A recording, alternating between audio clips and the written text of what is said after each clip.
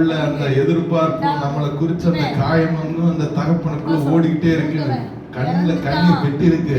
கதை கேட்டு யோசிப்பு, இதுவரைக்கும் அவனை காணாதிருக்கிறேன், இதெல்லாம் நீங்கள் அறிந்திருக்கிறீர்கள். நீங்கள் இவனையும் என்னை விட்டு பிரித்து அழைத்து போகும் இடத்தில் இவனுக்கு மோசம் நேரிட்டால் என் நரமயிரை வியாகுலத்தோடே பாதாளத்தில் இறங்க பண்ணுவீர்கள் என்றான். ஆகையால் இளையவனை விட்டு நான் என் தகப்பனாகிய உமது அடியானிடத்திற்கு போனால் அவருடைய ஜீவன் இவனுடைய ஜீவனோடு ஒன்றாய் இணைக்கப்பட்டிருக்கிறபடியால் அவர் போயிடுவார். நான் சொல்லுகிறேன், உங்களுடைய ஜீவன் அவருடைய ஜீவனோடு இணைக்கப்பட்டிருக்கிறது. நல்ல கையை தட்டி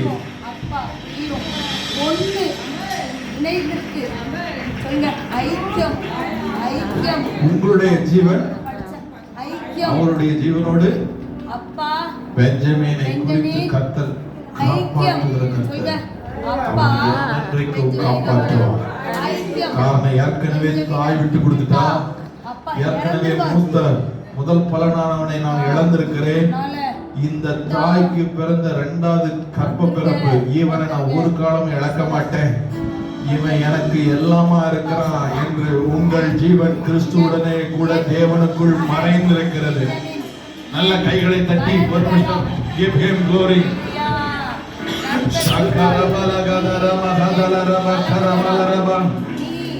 அப்போ விட மாட்டேங்கிறார் இந்த தகப்பன். இது சொல்றாங்க, அதனால தயவு செய்து நீங்க பெஞ்சமினை அனுப்பிடணும்,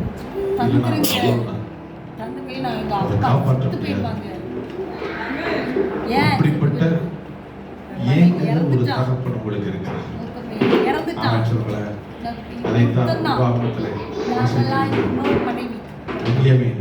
கர்த்தருக்கு பிரியமானவன்.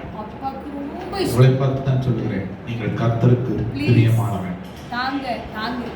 அவரோட சுகமாய் தங்கியிருக்கும்படி அழைக்கப்பட்டிருக்கிறார். அவரோட இருந்தால் நீங்கள் சுகமாய் இருக்கிறீர்கள். அவரோட இருந்தால் உங்களை சுகமாய் அவர் இருக்க வைப்பார். அவர் காப்பாற்றுவார். அவர் தற்காக்கிற ஒரு தேவனாக இருந்து உங்களை காப்பாற்றுவார். அவனை என்னாலும் அவர் காப்பாற்றி சொல்லுங்க, அவர் என்னை என்னாலும்